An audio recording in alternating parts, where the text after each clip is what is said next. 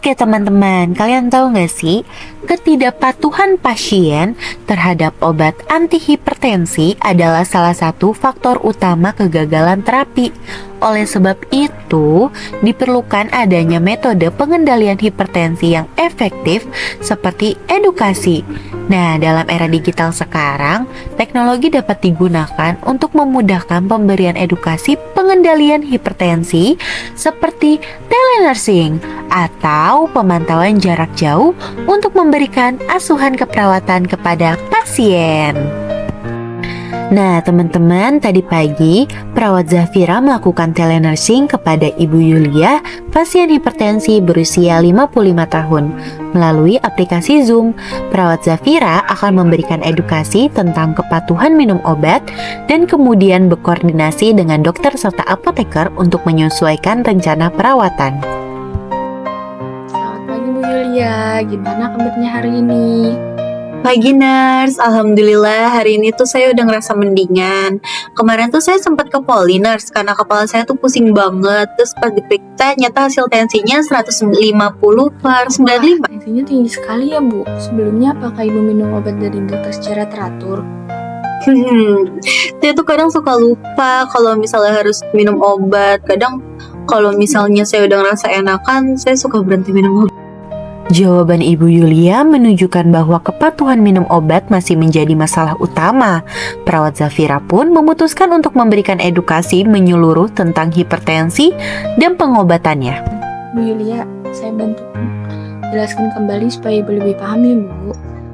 Hipertensi di mana keadaan sistolik lebih dari 120 dan distolik lebih dari 180 Bu. Nah, hipertensi atau tekanan darah tinggi itu penyebab utama dari gagal jantung, stroke, dan juga gagal ginjal.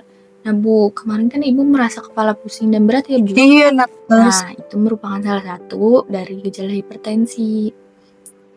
Biar Ibu lebih paham dan lebih jelas lagi, saya rinciin ya Bu, apa saja sih gejala hipertensi itu. Iya boleh. Nah, menurut WHO, World Health Organization, gejala hipertensi dapat dirasakan seperti sakit kepala, nyeri dada, sesak, kesulitan bernafas, mual, muntah, telinga berdengung, penglihatan kabur atau perubahan pada penglihatan lainnya, kecemasan, kebingungan. Wah, iya nurse. Serta irama jantung yang abnormal.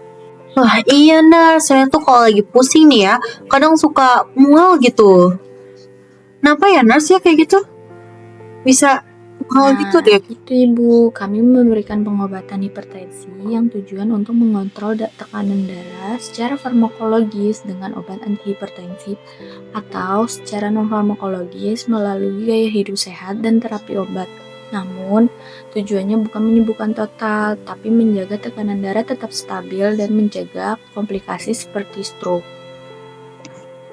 Nah, gitu nurse. Kadang tuh saya suka lupa nih minum obat, terus juga kadang suka bosan gitu. Itu bisa nyebabin itu nggak sih komplikasi gitu atau masalah gitu buat tubuh saya kalau saya lupa minum obat nurse? Bu Yulia, obat hipertensi yang diminum secara tidak teratur menyebabkan bahaya bagi kesehatan Ibu. Resiko terburuknya adalah komplikasi di berbagai organ utama seperti stroke di otak, gagal ginjal, serangan jantung, dan kerusakan pembuluh darah di mata atau retinopati. Fungsi obat hipertensi tidak hanya menurunkan tekanan darah, tapi juga mencegah timbulnya komplikasi jangka panjang. Nah, kalau Ibu Yulia sering lupa, Ibu Yulia dapat memasang alarm di HP setiap pagi dan malam untuk pengingat minum obat ya Bu. Saya juga akan bantu konfirmasi ke dokter mengenai tekanan darah Ibu. Duh, serem juga ya sus resikonya. Nanti coba deh saya coba bikin alarm gitu biar gak lupa minum obat.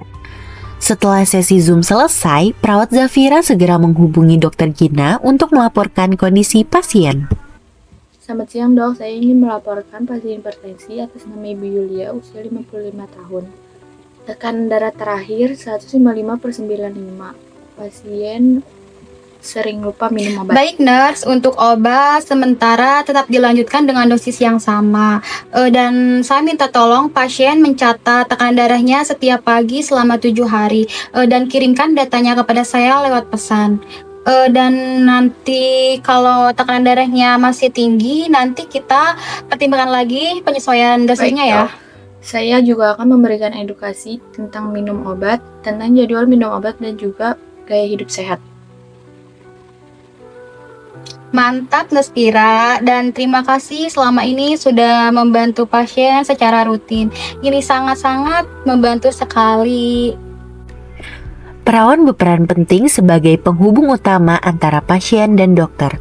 Informasi yang disampaikan akurat dan cepat sehingga dokter bisa mengambil keputusan dengan tepat tanpa harus bertemu langsung dengan pasien. Setelah berbicara dengan dokter, perawat Zafira melanjutkan komunikasi dengan apoteker Afifa melalui video call singkat. Siang Bu Afifa, saya ingin menindaklanjuti pasien hipertensi atas nama Ibu Yulia usia 55 tahun. Pasien sering lupa minum obat dan ingin bertanya bagaimana cara menyimpan obat dengan benar secara efektif. Siang nurse, terima kasih. Sampaikan kepada pasien agar obat disimpan di tempat yang sejuk, kering, dan terhindar dari sinar matahari. Obat diminum pagi setelah sarapan, jangan diminum apabila lupa. Kemudian saya sarankan juga untuk menggunakan full organizer agar jadwal tidak tertukar. Baik Bu, informasinya sangat membantu. Nanti saya sampaikan kepada pasien ya, terima kasih. Sore harinya, perawat Zafira mengirim pesan lanjutan kepada Ibu Yulia untuk menegaskan hasil koordinasi dengan dokter dan apoteker. Tidak hanya memberikan edukasi, tapi juga memantau perkembangan pasien secara berkelanjutan.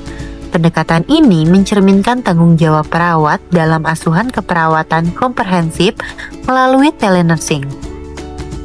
Selamat pagi Bu Yulia, gimana kabarnya minggu ini? Pagi nurse, alhamdulillah sekarang tekanan darah saya udah lebih stabil nurse. Kemarin waktu ada posyandu lansia, saya cek tensinya rata-rata 135/85. Terus saya juga udah rutin minum obat dan pakai alarm di HP.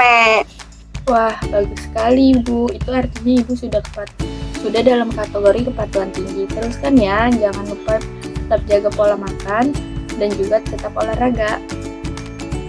Siap nurse, terima kasih ya nurse. Edukasi yang konsisten dan komunikasi yang efektif membantu pasien lebih sadar dan disiplin terhadap pengobatan.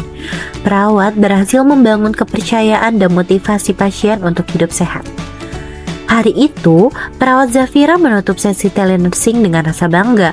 Ia tidak hanya berperan sebagai pemberi edukasi, tetapi juga sebagai penghubung antara tenaga kesehatan dan pasien.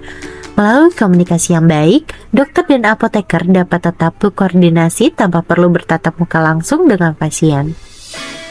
Inilah wujud nyata telenursing, di mana jarak bukanlah penghalang bagi pelayanan keperawatan yang manusiawi, berkelanjutan dan kolaboratif. Dengan edukasi yang tepat, kepatuhan pasien meningkat dan kualitas hidup tetap terjaga.